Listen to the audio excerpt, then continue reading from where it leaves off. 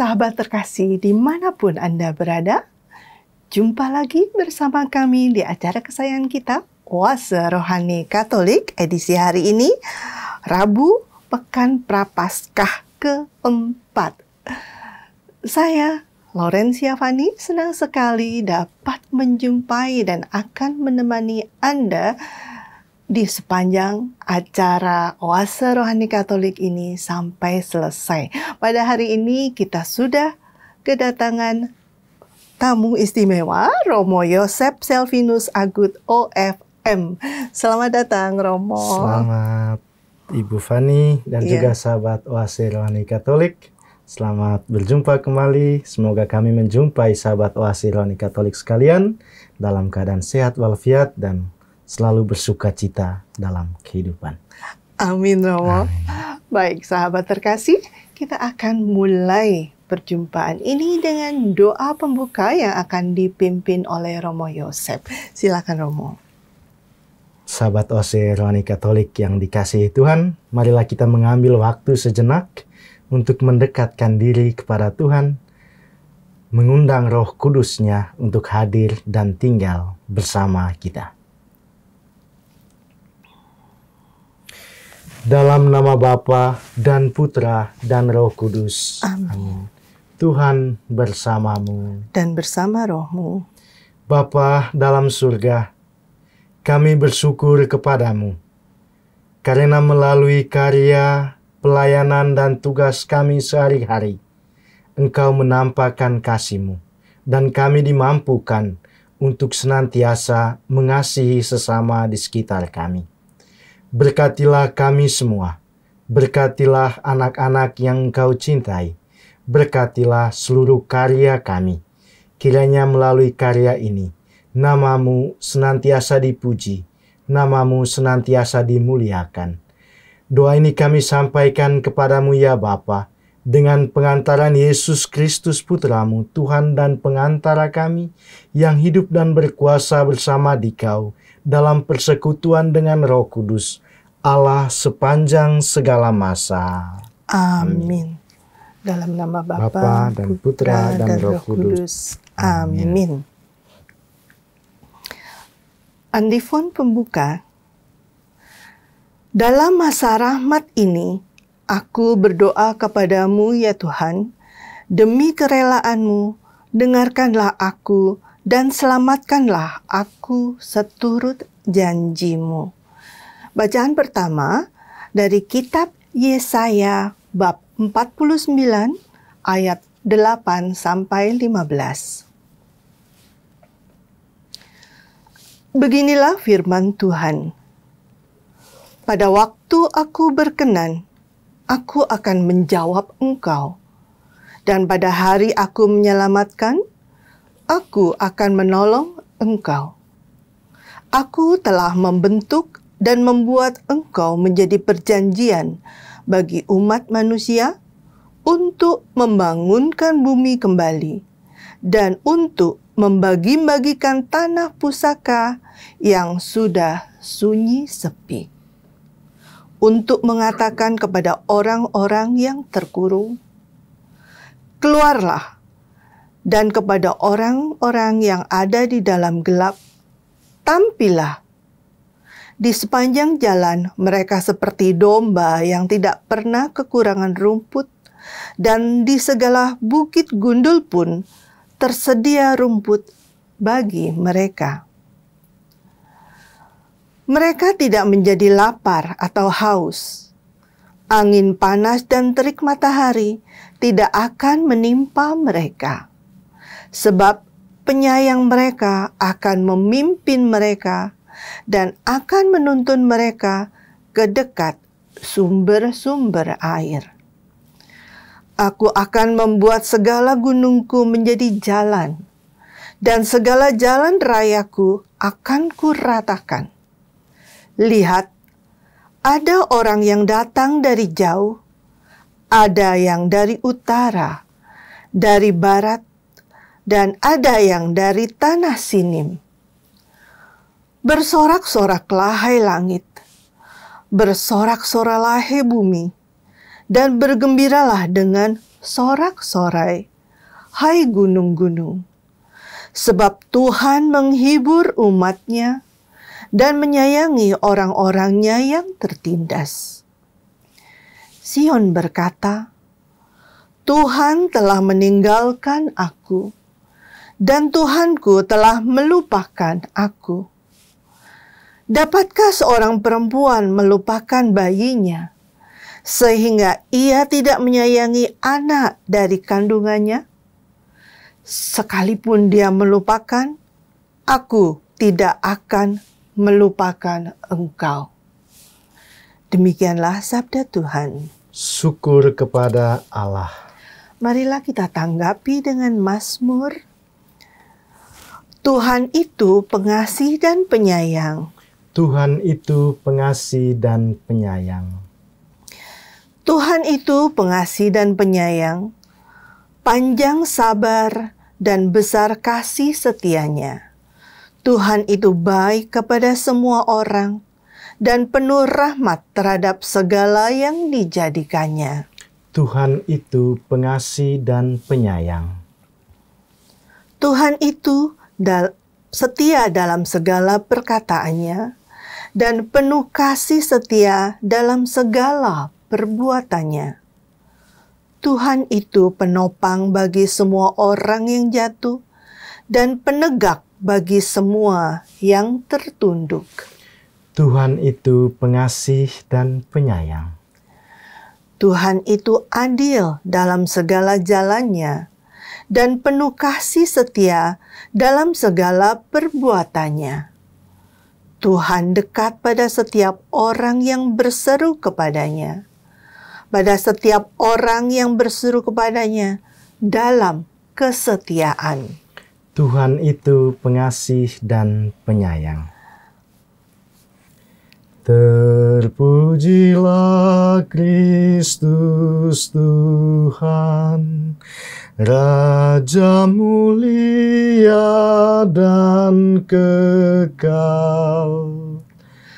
Terpujilah Kristus Tuhan, Raja mulia dan kekal.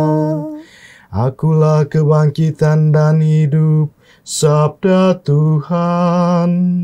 Setiap orang yang percaya padaku akan hidup, sekalipun ia sudah mati. Terpujilah Kristus Tuhan, Raja mulia dan kekal. Tuhan bersamamu Dan bersama rohmu. Inilah Injil Yesus Kristus menurut Yohanes. Dimuliakanlah Tuhan.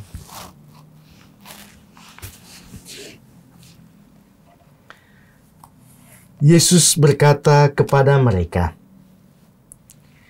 Bapa-Ku bekerja sampai sekarang, maka aku pun bekerja juga.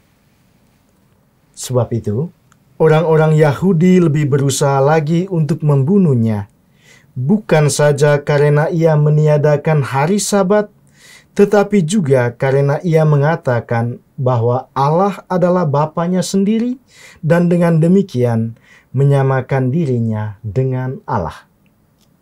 Maka Yesus menjawab mereka katanya, Aku berkata kepadamu, sesungguhnya anak tidak dapat mengerjakan sesuatu dari dirinya sendiri, jikalau ia tidak melihat Bapa mengerjakannya. Sebab apa yang dikerjakan Bapa, itu juga yang dikerjakan anak. Sebab Bapa mengasihi anak dan ia menunjukkan kepadanya segala sesuatu yang dikerjakannya sendiri.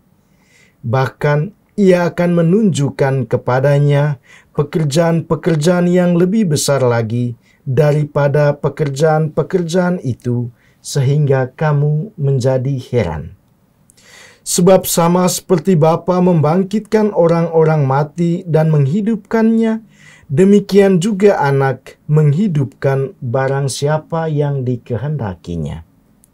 Bapa tidak menghakimi siapapun, melainkan telah menyerahkan penghakiman itu seluruhnya kepada anak, supaya semua orang menghormati anak sama seperti mereka menghormati Bapa. Barang siapa tidak menghormati anak, ia juga tidak menghormati Bapa yang mengutus dia. Aku berkata kepadamu, sesungguhnya barang siapa mendengar perkataanku dan percaya kepada Dia yang mengutus aku, ia mempunyai hidup yang kekal dan tidak turut dihukum, sebab ia sudah pindah dari dalam maut ke dalam hidup. Aku berkata kepadamu, sesungguhnya saatnya akan tiba, dan sudah tiba, bahwa orang-orang mati akan mendengar suara Anak Allah, dan mereka yang mendengarnya akan hidup. Sebab sama seperti Bapa mempunyai hidup dalam dirinya sendiri, demikian juga diberikannya anak mempunyai hidup dalam dirinya sendiri. Dan ia telah memberikan kuasa kepadanya untuk menghakimi karena ia adalah anak manusia. Janganlah kamu heran akan hal itu, sebab saatnya akan tiba bahwa semua orang yang di dalam kuburan akan mendengar suaranya, dan mereka yang telah berbuat baik akan keluar dan bangkit untuk hidup yang kekal. Tetapi mereka yang telah berbuat jahat akan bangkit untuk dihukum. Aku tidak dapat berbuat apa-apa dari diriku sendiri. Aku menghakimi sesuai dengan apa yang aku dengar, dan penghakimanku adil. Sebab aku tidak menuruti kehendakku sendiri, melainkan kehendak Dia yang mengutus aku. Demikianlah sabda Tuhan. Terpujilah Kristus.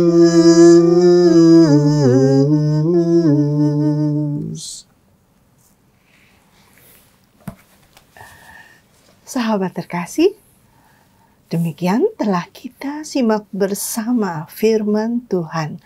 Sekarang, marilah kita mendengarkan inspirasi rohani yang akan dibawakan oleh Romo Yosef, sehingga kita dapat mendapatkan segala sesuatu yang berguna bagi perjalanan rohani kita. Baik, Romo Yosef. Baik, Ibu Fani. Kita siap gimana? Mendengarkan. Ya, Romo. Baik. Sahabat Oase Rohani Katolik yang dikasihi Tuhan, satu pertanyaan yang hendak saya ajukan kepada sahabat sekalian, juga kepada Ibu Fani tentunya. Allah seperti apa yang kita imani? Allah seperti apa yang kita alami dalam hidup kita saat ini? Apakah Allah itu kejam? Apakah Allah itu seperti digambarkan oleh Yesaya tadi, Allah yang telah meninggalkan kita dan Tuhan yang telah melupakan kita? Ataukah kita mengalami Allah yang selalu mencintai kita? Allah yang sudah selalu dekat dengan kita? Silakan dijawab oleh sahabat Oase Rohani Katolik sekalian. Allah seperti apa yang kita imani dan Allah seperti apa yang kita alami dalam hidup keseharian kita, baik dalam hidup pribadi maupun juga dalam keluarga kita masing-masing. Mengapa saya tanyakan ini kepada sahabat Oase Rohani Katolik sekalian? Karena gini, pesan Nabi Yesaya hari ini sungguh sangat indah. Nabi Yesaya meneguhkan kita dengan mengatakan bahwa Tuhan yang diimani oleh orang-orang Israel dan juga tentu diimani oleh kita semua adalah Tuhan yang menghibur umatnya dan menyayangi orang-orang yang tertindas. Dan oleh Nabi Yesaya berhadapan dengan Tuhan yang seperti itu, Tuhan yang dialami seperti itu, kita diajak untuk bergembira, bersuka cita. Karena Tuhanlah Sang Penolong sejati. Tuhanlah yang senantiasa membantu segala kesulitan kita. Kasih Tuhan itu begitu luar biasa dalam hidup kita. Saya nggak tahu pengalaman Ibu Fani sendiri kayak gimana. Bagaimana mengalami kasih Tuhan itu juga dalam keluarga. Demikian juga sahabat Oase Rohani Katolik sekalian. Kasihnya juga tidak pernah terlambat. Tadi dalam perjalanan ke tempat ini, saya kebetulan dengan Gojek dan yang membawa saya itu seorang Katolik juga. Dan dia bercerita tentang pengalaman iman dia. Praktisnya dalam perjalanan dia banyak toleh ke belakang melihat saya bercerita dan saya juga sempat deg-degan juga ya. Tapi dalam hati saya mengatakan, pastilah nyampe toh yang kami ceritakan ini adalah cerita tentang iman. Karena dia bercerita tentang pengalaman iman dia, bagaimana ketika dia sakit dalam kesulitan, ada saja campur tangan Tuhan yang ia alami dalam hidupnya. Ketika ia sakit dan harus operasi memasang ring di jantungnya, dengan pekerjaan yang seperti itu, ada saja orang-orang yang membantu dia. Tadi dia bercerita, dia sedang kesulitan, pernah suatu kali ia kesulitan 130.000 rupiah, dia meminjam kepada temannya, dan dia bingung bagaimana harus membayarnya keesokan harinya. Kan dia menjanjikan kepada temannya akan membayar langsung keesokan harinya. Esok paginya, pagi hari ketika dia bangun, tiba-tiba ada pesan dari sahabatnya untuk menggunakan jasa ojeknya untuk mengantar dia sepanjang hari itu. Dan dapatnya tentunya lebih, 2 kali lipat dari yang ia doakan, yang ia harapkan. Itulah Tuhan yang kita imani. Saya kemudian mengatakan kepada dia tadi, inilah misteri Tuhan. Tuhan yang kita alami, Tuhan yang kita imani sulit dimengerti. Ia bekerja dengan caranya sendiri. Dan Nabi Yesaya itu dalam bacaan yang diperdengarkan kepada kita pada hari ini, sahabat Oase Rohani Katolik, bercerita tentang itu. Bercerita tentang Allah yang tidak pernah tidur. Allah yang selalu hadir dalam kehidupan kita. Allah yang selalu memberikan kekuatan kepada kita ketika kita mengalami kesulitan. Karena itu ya, sikap dasar dari kita adalah ini kurang lebih ya. Kita berpasrah kepada Dia. Berpasrah bukan berarti menyerahkan segala sesuatunya kepada Tuhan ya. Tuhan, inilah saya, terserah Tuhan mau buat apa. Bukan tentunya. Tapi berpasrah dalam artian membuka hati kita kepada Tuhan, membiarkan Tuhan berkarya dalam diri kita, sembari kita pun berusaha melakukan apa yang dapat kita lakukan dalam hidup ini. Artinya ada rahmat Tuhan bekerja dalam diri kita, tapi sekaligus juga ada usaha kita dari manusia untuk menanggapi rahmat itu.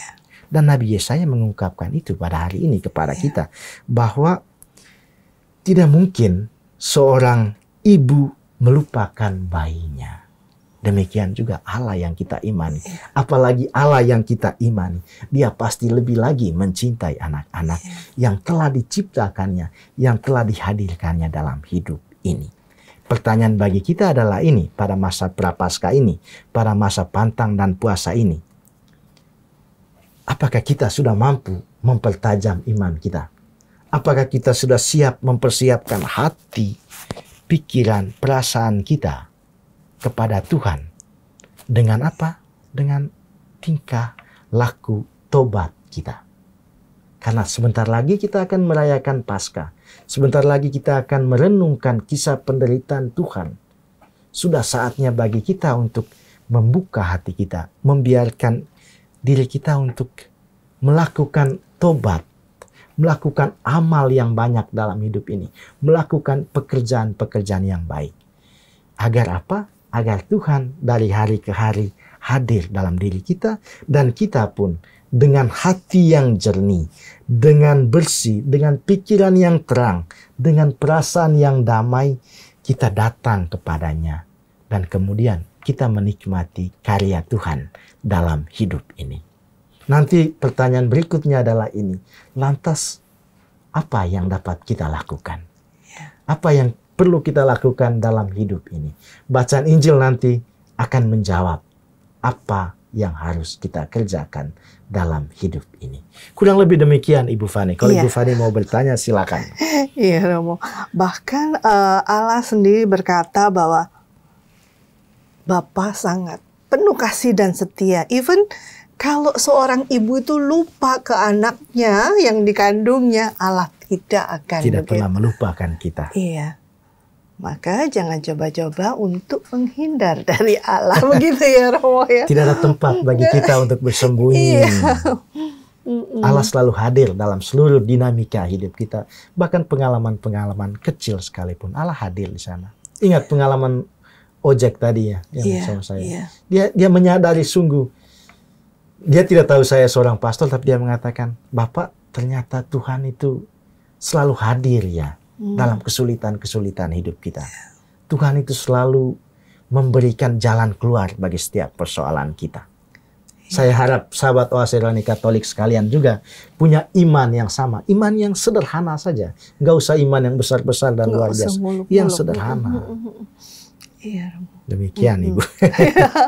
Ya di masa retret agung ini ya kita bisa memulai ya Romo ya dengan segala sesuatu yang ya kecil yang sepertinya remeh-temeh, tapi ya pada siapa lagi kita akan bersandar ya, pada siapa lagi kita harus menyerahkan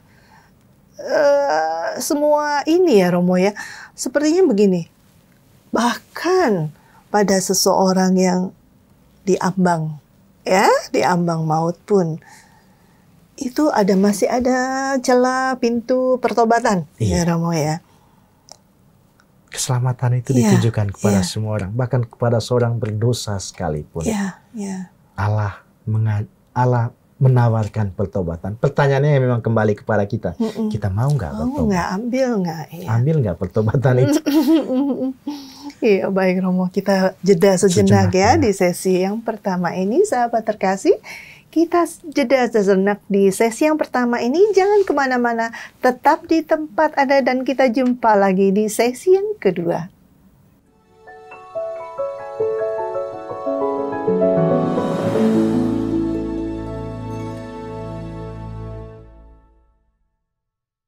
Sahabat terkasih, jumpa lagi di sesi yang kedua Oase Rohani Katolik edisi hari ini.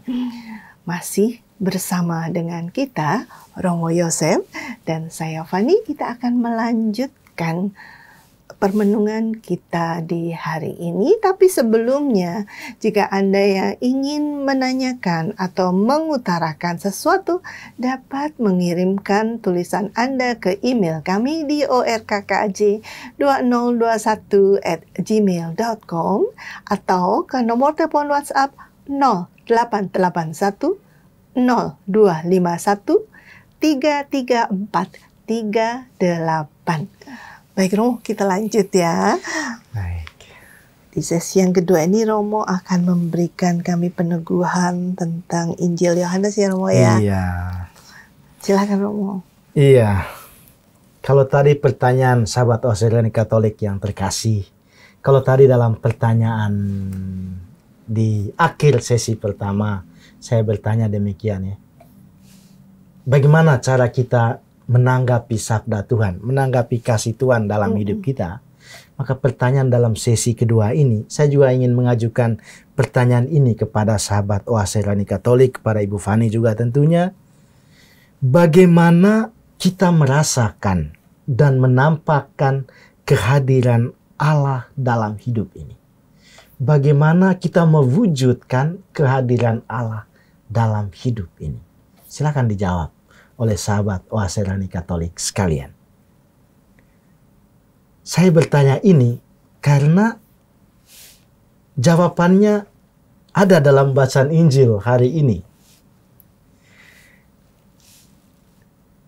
Penginjil Yohanes mengatakan demikian, tapi juga tentunya melalui perkataan-perkataan Yesus, bahwa melalui pekerjaan-pekerjaan kitalah kita menampakkan kasih Allah di tengah dunia ini. Hari ini kita mendengarkan kata-kata Yesus ini, Bapakku bekerja sampai sekarang, maka aku pun bekerja juga.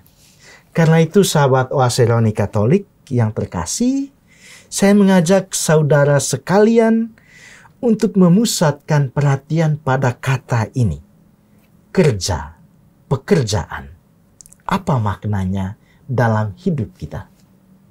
Sahabat Oase Rohani Katolik tentunya ketika mendengarkan ini mungkin sedang dalam perjalanan menuju tempat kerja, mungkin juga sedang mempersiapkan diri untuk bekerja, atau juga mungkin baru saja menyelesaikan pekerjaan di rumah, ataupun pekerjaan di kantor, baru saja tiba sampai di rumah.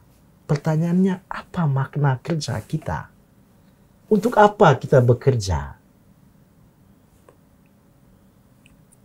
Yesus melakukan, dalam Injil tadi dikatakan, Yesus melakukan pekerjaan Bapa. Dan pekerjaan Bapa adalah menyelamatkan manusia. Pekerjaan Bapa adalah mendampingi dan memberikan keselamatan kepada setiap orang, khususnya kepada kaum pendosa, miskin, cacat, sakit. Dan gereja, ketika merefleksikan tentang apa itu kerja, gereja menegaskan demikian, bahwa pekerjaan manusia, karya manusia adalah tindakan langsung dari manusia karena ia diciptakan menurut citra Allah. Karena ia adalah citra Allah, maka ia melanjutkan karya Allah di tengah-tengah dunia.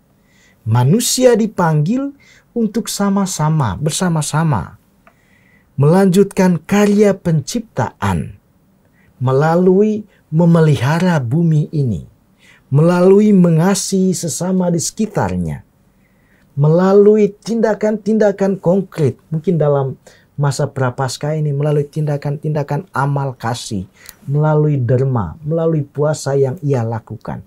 Itulah pekerjaan. Dan sebagai murid Kristus, kita dipanggil untuk bekerja sama dengan Kristus. Kita tahu dalam Injil, dalam keseluruhan Injil diungkapkan apa pekerjaan Kristus. Apa pekerjaan Kristus, Ibu Fani? Kristus ya. Tuhan Yesus itu pekerjaannya apa bersama para muridnya? Untuk mewartakan sabda sukacita. Allah. Sukacita, iya. Yesus bekerja menyembuhkan orang sakit. Iya. Yesus bekerja membangkitkan orang mati. Yesus bekerja mengunjungi rumah orang pendosa dan makan bersama dengan mereka. Dan melalui pekerjaan itu Yesus menampakkan keselamatan Allah. Ya. Ada begitu banyak kisah bagaimana di akhir kisah selalu dikatakan hari ini telah terjadi keselamatan di rumah ini. Melalui pekerjaan tersebut. Pekerjaan sekecil apapun dapat menjadi sarana pengudusan. Karena kita mengambil bagian, kita meresapi karya Kristus di tengah dunia ini. Dan sahabat Oase Rohani Katolik yang terkasih, ada satu hal menarik kalau kita mau mencontohi seorang santo, Santo Fransiskus dari Assisi.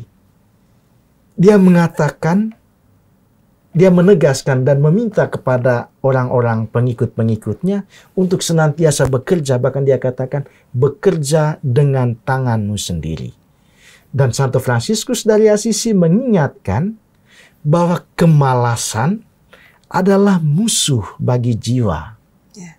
Dan ia menggambarkan orang-orang malas itu sebagai saudara lalat. Tahu saudara lalat kan? Iya. Lalat itu bagaimana? Ia hinggap dari kekotoran yang satu ke kotoran yang lain. Ia hinggap di makanan-makanan yang ada di meja makan kita. Dia hanya menumpang ke sana kemudian pergi. Saudara lalat itu seperti itu. Ia hanya menumpang hidup. Tapi ia tidak bekerja. Ia hanya menikmati apa yang menjadi buah kerja orang lain. Dan orang malas itu digambarkan sebagai saudara lalat. Santo Fransiskus menegaskan itu. Sekaligus mengingatkan itu. Bahwa melalui kerja tangan, melalui kerja, kita sebenarnya juga mau menunjukkan bentuk kerendahan hati kita dan kesederhanaan kita dalam hidup. Bahwa selama ini kita bekerja untuk mencari duit, ya benar. Kita butuh untuk hidup. Tapi ketika kita bekerja itu berarti kita menempatkan diri kita di bawah. Kita menempatkan diri kita sebagai pekerja, sebagai pelayan. Dan dalam menjadi pelayan, menjadi orang sederhana berarti kita menempatkan diri kita sebagai orang yang rendah hati. Itulah makna kerja. Sekaligus juga melalui kerja tangan yang kita lakukan, kita menolak secara tidak langsung ya. Kalau kita bekerja, secara tidak langsung kita menolak segala macam gaya hidup mewah. Segala macam bentuk kekayaan keduniawian hidup ini. Segala macam bentuk gaya hidup mewah, foya-foya. Karena apa? Karena kita mau menyentuh tanah. Kita mau menyentuh pekerjaan-pekerjaan kotor sekalipun. Memang ujung-ujungnya nanti mungkin sahabat Oase Rohani Katolik akan bertanya, kan kerja itu menghasilkan duit. Iya, itulah upah dari kerja kita. Itulah upah dari kerendahan hati kita. Kita akan mendapatkan sesuatu dari sana. Itu wajar dan kita harus menerima upah itu. Dan upah yang lebih besar adalah kasih Allah yang kita rasakan melalui pekerjaan-pekerjaan kita. Sahabat Oase Rohani Katolik yang dikasihi Tuhan dan Ibu Fani juga. Karena itu, cintailah pekerjaanmu setiap hari. Jangan malas. Karena malas adalah musuh jiwa. Karena malas adalah saudara lalat. Seperti saudara lalat. Coba hari ini mengubah kebiasaan buruk yang menggunakan waktu secara tidak efektif. Kita mulai hari ini untuk bekerja dengan lebih efektif baik di kantor, di sekolah maupun di rumah kita. Kurangi kebiasaan kita untuk menghabiskan waktu di depan gadget kita hanya untuk scroll berita-berita yang tidak penting, berita-berita yang mungkin hanya hoax. Kalau memang kita tidak punya pekerjaan, coba lihat di depan halaman rumah kita. Ada nggak sampah yang bisa kita pungut di sana? Coba lihat di samping meja kerja kita di kantor kita. Ada nggak form yang belum kita isi? Mulailah pekerjaan-pekerjaan sederhana itu. Itulah pekerjaan kita. Manfaatkan apa yang ada di sekitarmu sebagai kesempatan untuk menghasilkan sesuatu. Sekali lagi, jangan malas. Demikian juga ketika kita kembali ke rumah kita. Manfaatkan waktu istirahatmu untuk bersuka cita bersama keluarga. Bukan untuk menyendiri lagi. Bukan untuk menghabiskan waktu di depan video game kah, di depan televisi kah, di depan gadget kita kah. Hanya untuk menonton, men-scroll hal-hal yang tidak penting. Memang melalui gadget juga kita bisa menghasilkan duit, ya. Hanya kan kalau hanya dengan gadget kita kemudian melupakan istri kita, melupakan suami kita, melupakan anak-anak kita, juga berbahaya.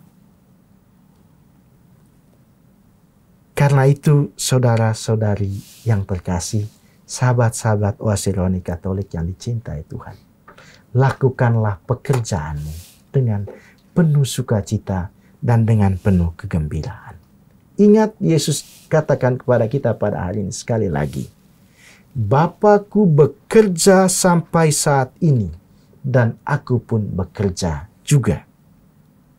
Tuhan saja bekerja untuk kebaikan kita bersama. Masa kita yang sudah dikaruniai tangan untuk bekerja, dikaruniai kaki untuk berjalan, dikaruniai akal budi untuk berpikir, masa kita tidak mau bekerja? Masa kita membiarkan segala sesuatu di sekitar kita terlantar begitu saja? Masa kita membiarkan kekotoran ada di sekitar kita?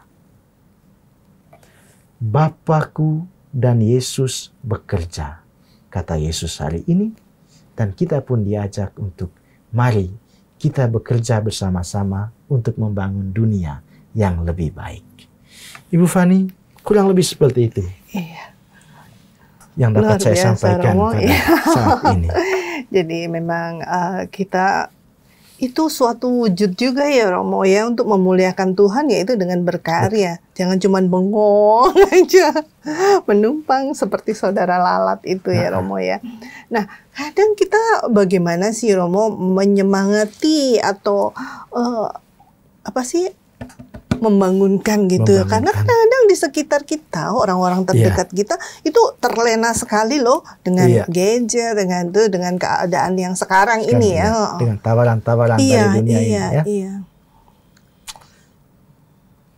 Ya memang pertama-tama sangat diharapkan ya kesadaran dari pribadi orang tersebut ya. Tetapi juga tugas sahabat-sahabat di sekitarnya adalah juga untuk mengingatkan dia, untuk membangunkan saudara kita itu, membangunkan dia bahwa mari kita bersama-sama bekerja. Mungkin dia malas karena dia merasa nanti saya sendiri. Ya sudah, kita katakan saya siap bekerja bersama kamu. Saya siap mendukung kamu. Karena itu ya dalam pekerjaan juga ada pekerjaan yang memang harus dilakukan bersama-sama, ada pekerjaan yang dilakukan secara sendiri, tetapi orang lain mendukung.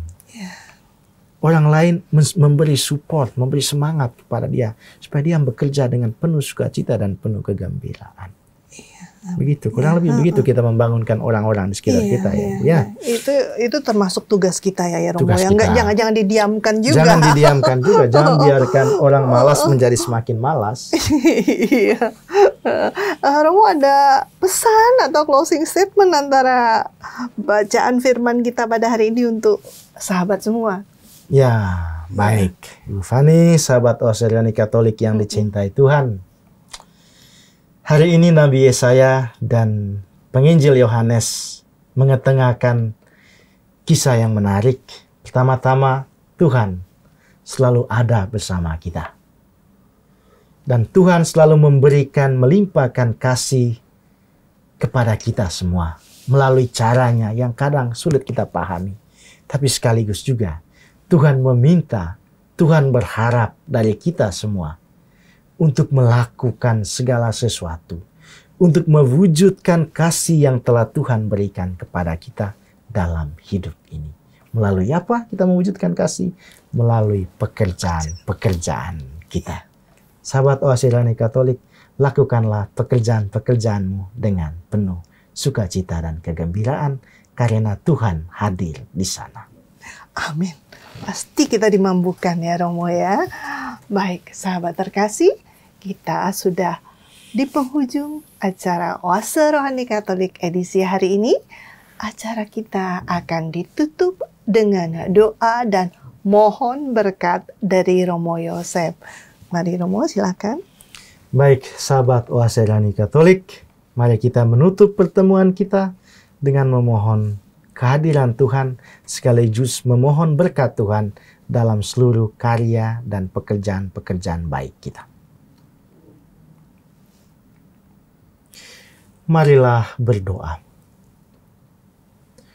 Bapa dalam surga, kami tidak henti-hentinya bersyukur kepadamu atas kasih dan penyertaan-Mu dalam hidup kami, atas kemampuan, atas talenta yang telah Engkau berikan kepada kami, atas perutusan yang Engkau serahkan kepada kami melalui pekerjaan-pekerjaan kami, melalui pelayanan-pelayanan kami setiap hari. Bantu kami Tuhan, hadirlah dalam seluruh pengalaman hidup kami. Kiranya melalui pelayanan dan pekerjaan kami menampakkan kasih-Mu ke tengah-tengah dunia, dan pada akhirnya kami menikmati kebahagiaan kekal di surga. Demi Kristus Tuhan dan pengantara kami. Amin. Mari kita memohon berkat Tuhan. Tuhan bersamamu dan bersama rohmu. Semoga saudara-saudari sekalian, segala usaha pekerjaan kita, segala niat baik serta harapan-harapan kita, setiap orang yang kita layani dan kita jumpai, dan setiap orang yang melayani kita, senantiasa dilindungi, dibimbing dan diberkati oleh Allah yang Maha Kuasa, Bapa dan Putra dan Roh Kudus. Amin. Terima kasih banyak Romo Yosef. Sama-sama Ibu Fani. Sahabat Oase Rohani Katolik yang terkasih, sampai di sini perjumpaan kita, dan saya mengingatkan sekali lagi, ingat untuk bekerja dengan setia dan penuh pengharapan. Sampai jumpa. Salam damai. Salam damai.